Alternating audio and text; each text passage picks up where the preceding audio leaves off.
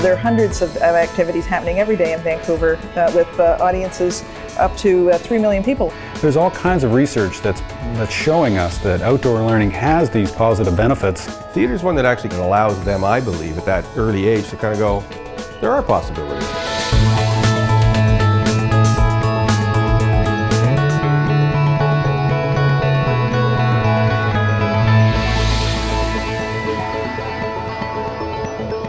Hi, I'm Dagmar Timmer. And I'm Vanessa Timmer, and this is the Sustainable Region. Today, we're at the Surrey Arts Centre here in Bear Creek Park. This building incorporates several art venues, including the Surrey Art Gallery. Right now, works are on display from local secondary school students. It's a great match for our theme today. We're looking at how artists use their medium to educate and inspire others about sustainability.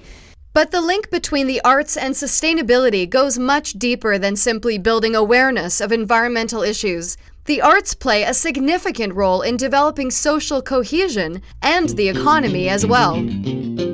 Vancouver has an international reputation as one of the world's most livable cities, but its reputation as an artistic and cultural center is one that is perhaps less known at home than it is abroad. People may not always be aware of the artists that are actually living and working in Vancouver, but the rest of the world is. Sue Harvey is the City of Vancouver's Director of Cultural Services. She sees the Vancouver Art Gallery's recent exhibition of the photographs of Fred Herzog as an example of how the contribution of local artists can be underappreciated. Here's an artist who came to Canada 53 years ago, but I would hazard a guess that most Vancouverites aren't really aware of his work, but it's extraordinary work, and here it is hanging in our premier visual arts venue. There are hundreds of activities happening every day in Vancouver with audiences up to 3 million people actually last year attending arts and cultural activity in a broad array of venues right across the city. Andrew Wilhelm Boyle of the Alliance for Arts and Culture thinks Metro Vancouver is at a unique juncture for its artistic and cultural scene. I believe that there's an opportunity for this city to become one of the great artistic cities. The talent is here. I believe now the intention is here, and I believe there's now a commitment to planning for that to happen. 2 years ago, Vancouver City Council struck the Creative City Task Force. The task force has been working to develop a new arts strategy for the city that will build on the strong cultural foundation that exists today. So that task force has been meeting now for about 18 months, and at first they started to look at other what's happened in the past. Really, what are the programs and services? Looking at other plans from other cities right across the world. A very interesting and informative process that the task force set for itself.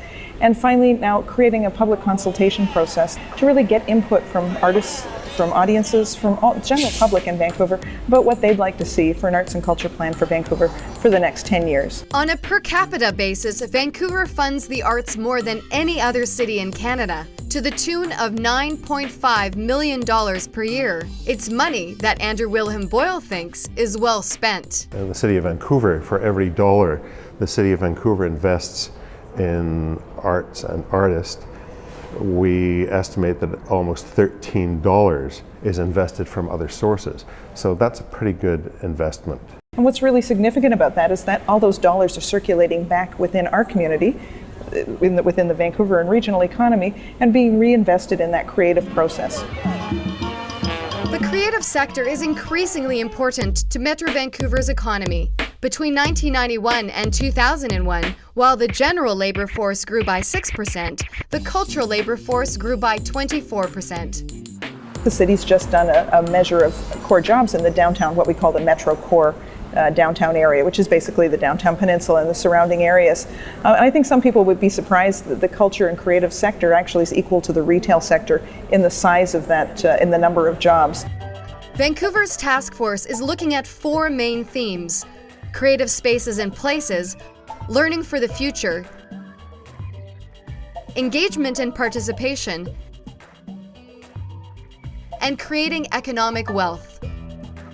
The sad truth, of course, is that artists generally make very little money, and the people who work for arts organizations sometimes work at very close to the poverty level. So that the arts, in fact, are subsidized by artists. as much as or more than by the various levels of government.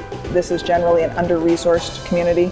It's really important that we work together in partnership and leverage support. So while the city's level of support is on a relative basis fairly high, what can the city do to leverage other funders, whether that's other levels of government or to encourage private sector support? And while funding the arts has obvious economic benefits, some see its value as intrinsic to Canadian society. The Canadian experiment in terms of developing a pluralistic society which is open and progressive and creative and all of those things that we value. I think it's an incredible experiment which is largely succeeding. Vancouver I see as being the epicenter of that in terms of the kind of culture that we're developing. And I say culture now, I'm talking about the broader culture as well as. But complacency is the enemy.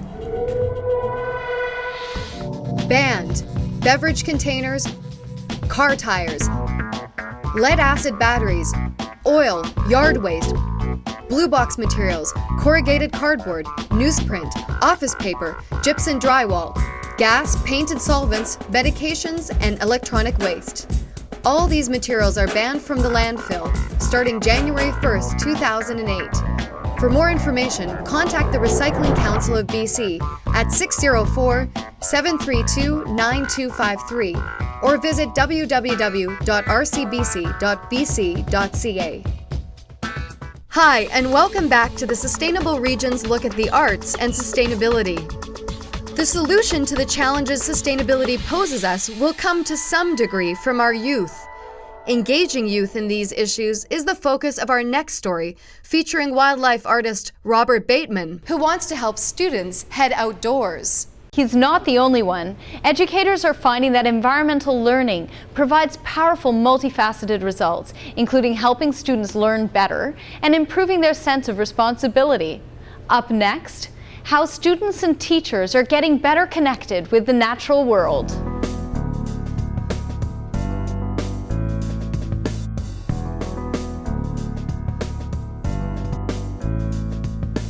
We've got about 4 different maples that grow in this part of the world. They can live for about 250, 300 years old. We Stay really small. desperately need to get kids out of doors in nature. Right, so how many of you remember the name of this tree? Fine maple.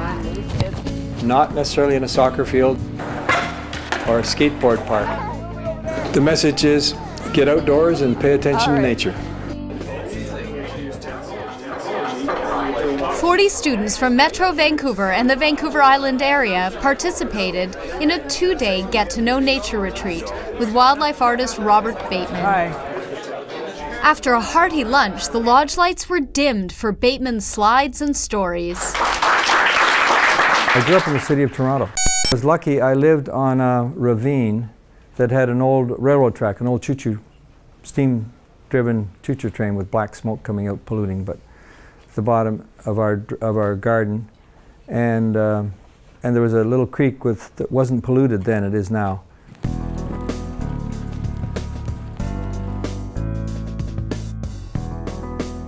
Retreat participant Danica Scott is especially interested in Bateman's art. One of her paintings was selected to appear in a special national calendar sponsored by him. She even got a few tips from the artist. That's really neat. This one. Thank you. Okay. That's nicely understood. Nice balance between the two, and I like the fact that it's empty. He looked at my portfolio and gave me some critiques, and it was really cool because I asked him how to blend backgrounds better, and he told me to use a sponge and everything so you avoid getting streaks. And I like to look at the trees and observe, and I like to be out and present in it. But I probably don't know as much as I should, all the names. And even in our schools, we don't do that much. I've done a little bit, but it doesn't seem to be a main priority. Outdoor learning enhances achievement. Test scores improve. It obviously enhances health, generally speaking, in terms of active living. It increases leadership and character development. There's all kinds of research that's showing us that outdoor learning has these positive benefits. Several efforts are afoot to improve the classroom connection with nature. the provincial government has produced a new guide for teachers. It's an interdisciplinary guide to environmental learning for K-12. It's a framework that is in some ways affirming for teachers. A lot of teachers read it and go, I've been doing this for a long time, and yes, this is it. For others, it's more permission. It's okay, I wanted to do that for a long time, and I know now it's more important than ever. Something that we do on our field trips, just nature etiquette. So having a respect. As part of the students' retreat, they joined over 200 teachers at a conference, sharing practical ways to bring sustainability into the classroom. It's the kind of field trip that I think they remember, and you also incorporate, certainly at this level, a lot of games and active things. So it's listening, it's observing, but it's having lots of fun as well. I thought it would be exciting to go back to school with some great ideas. So it's a really exciting day, and all the other stuff that's involved with getting out of this classroom is wonderful. It's really the first time that anybody can remember here, at least, where we've actually engaged kids in a professional development day, including the teachers.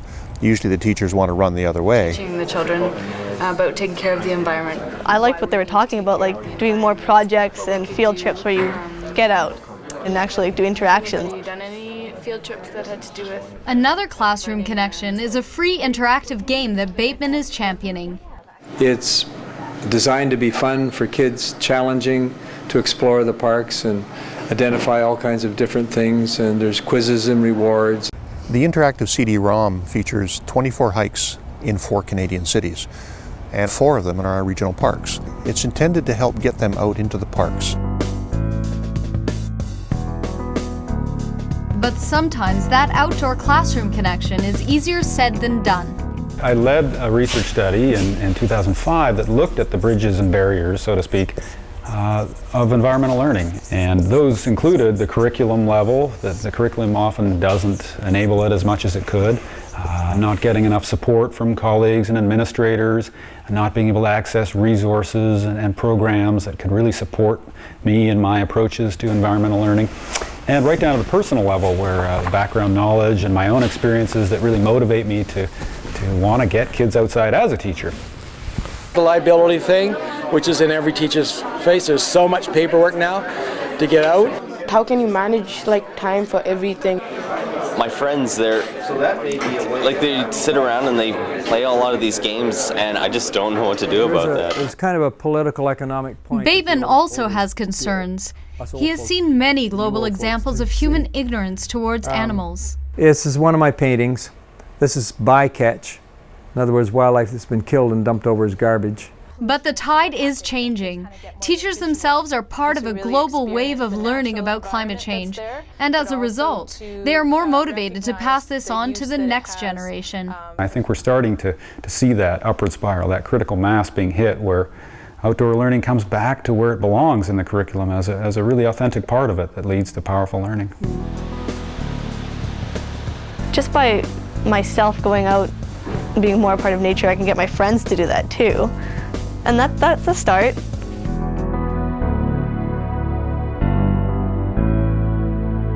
I kind of want to get out more now. If it actually does have that much effect, it might be worth it.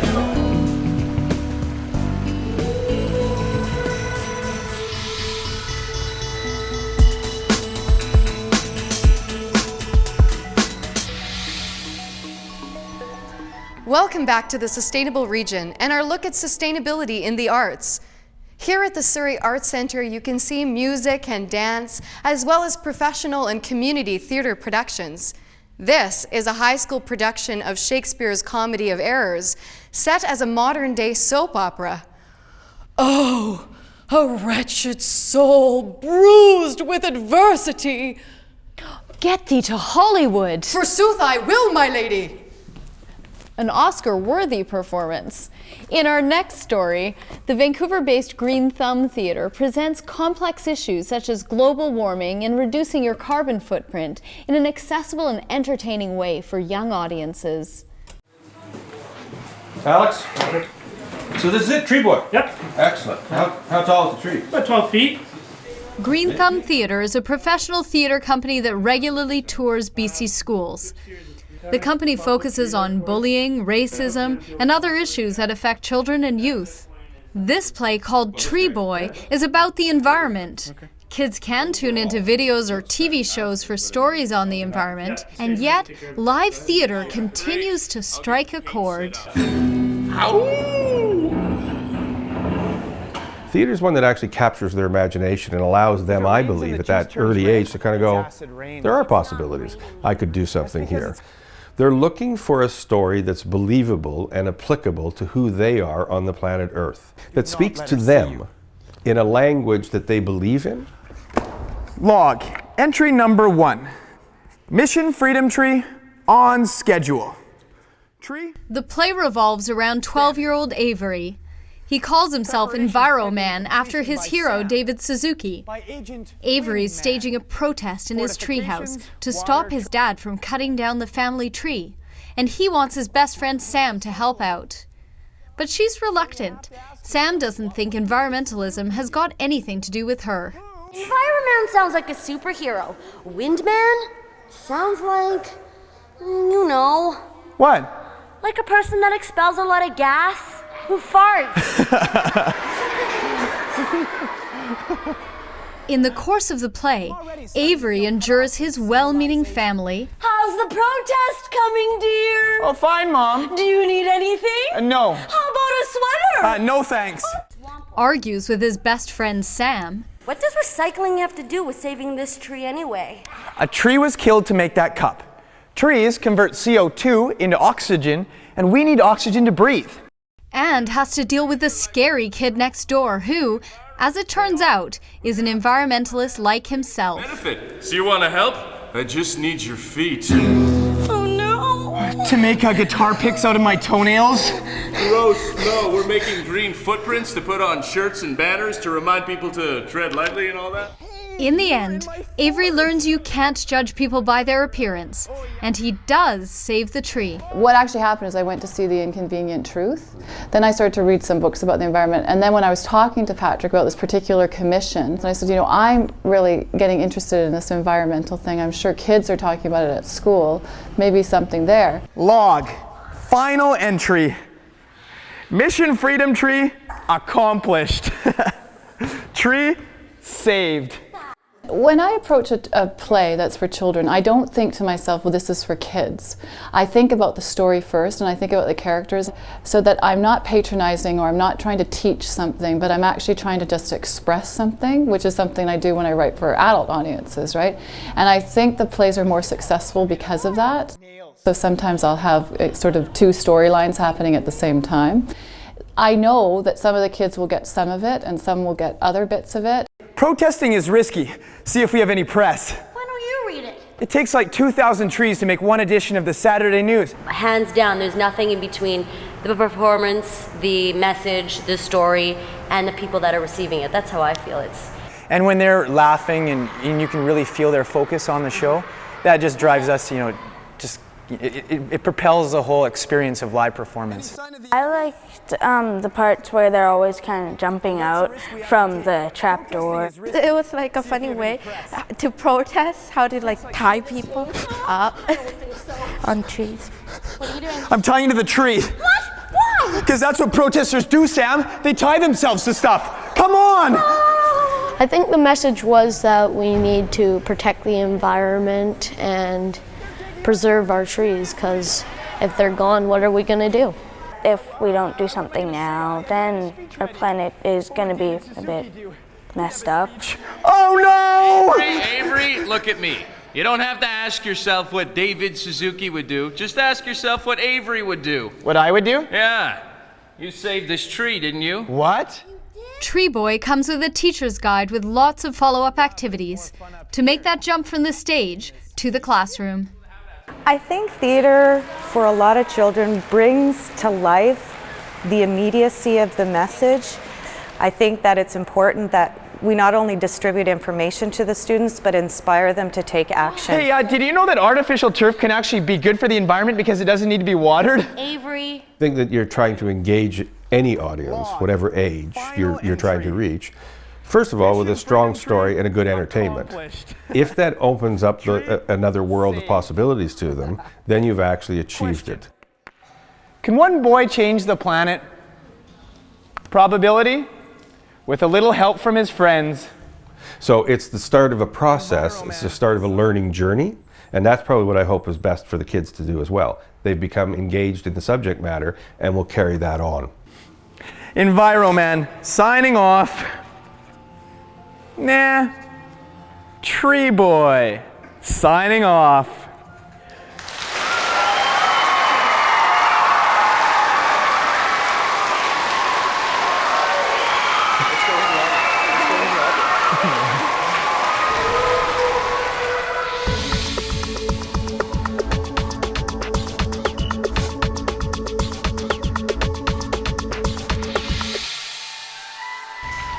Welcome back to the Sustainable Region and our look at the connection between sustainability and the arts. 2008 marks the 150th anniversary of the province of British Columbia. To commemorate this occasion, the township of Langley enlisted the help of First Nations artist Brandon Gabriel. His task? Honoring the many cultures and traditions that call Langley home. On a rainy November 19, 1858, 100 people crowded into the big house at Fort Langley, where Governor James Douglas proclaimed the creation of the colony of British Columbia. 2008 will mark the 150th anniversary of BC, and it is something to celebrate. To be able to embrace our history and be able to embrace where we came from and how the community was built is sort of a really special thing. And to be able to tie that into the province's history, I think, is even more special. Europeans came to the west coast of Canada first in the 18th century, where they found a thriving Aboriginal population. The Fraser River had long been a transportation and trading route for First Nations, and early European settlers found it equally important. Fort Langley was founded on the shores of the Fraser and was, for a time, the center of the settlement of this province. Macmillan established the first Hudson Bay Company trading fort. It was never a military fort, but a trading fort. And that began the entrepreneurial activity that brought about the Hudson Bay Company fort. In 1871, BC joined Confederation and became a province of Canada. The coming year will see many celebrations of BC's 150th birthday across the province. One of the important things we wanted to do was to create a long-lasting legacy for the communities. And one of the ways we wanted to do that was to create something that was visual, that the members of the community and those outside the community could grasp onto as sort of a representation of our history and our unique history. The Langley BC 150 Committee put out a call to artists to design an emblem that would commemorate this anniversary. In the end, we had one that stood out to us as being sort of the best representation of what we were looking for, and that was Brandon's logo. Brandon Gabriel is from the Kwantlen Nation and has seen big changes in Langley over the years. Having grown up here, Langley City, Langley Township, Fort Langley, I find that the people here are very hospitable to one another. Things have changed quite a bit around here. I mean, like Fort Langley itself hasn't changed much, but the surrounding area, the locality has changed drastically. So in the face of all that, I think, I mean, it's still a small community. People still, I mean, everybody still knows everybody. One of Brandon's recent pieces is a Fort Langley mural depicting some of the untold stories of BC's early history. Currently, he's at work on a research project delving into the early settlement of Langley by the Hudson's Bay Company. We're trying to dig up information with regards to the First Nations women. Their names have been erased from history. The kind of research that we're doing should help contextualize better the sort of the voices that have not had, that have not played out in the telling of the story of the making of this community. Adding to the narratives that shape our history is a recurring theme of Brandon's art. He is also working at the Fort Langley Historic Site, painting a series of panels for a children's book about BC's early history by writer Sue Dobby. When I was commissioned to do this children's book, the Fort Historic Site had asked me if I would come on site and do my paintings because of the time period that I'm dealing with. When it came to the commemorative design, the Langley BC 150 Committee had a long list of requests. There were a lot of elements we asked for the artist to cover, and in our opinion, we felt like he'd sort of digested those and then almost put them aside and was able to come up with something, and we were really happy with it. the fact that it actually addressed almost everything we were looking for. The final emblem contains 4 elements: an heraldic shield with the dogwood symbolizing BC's European history, a flag denoting water, a canoe with 4 figures representing the 4 directions and the means by which we navigate our world. On each side of the canoe is the frog, a symbol of prosperity and good luck in Coast Salish mythology. But the unifying element of the logo is respect. It had everything to do with respect. And I think it was respect for all the communities that have come to call this place home.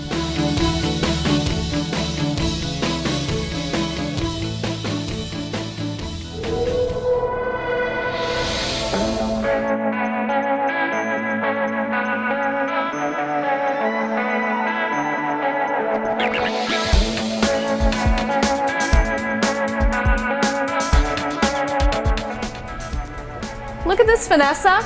It spins. Oh, that's so cool.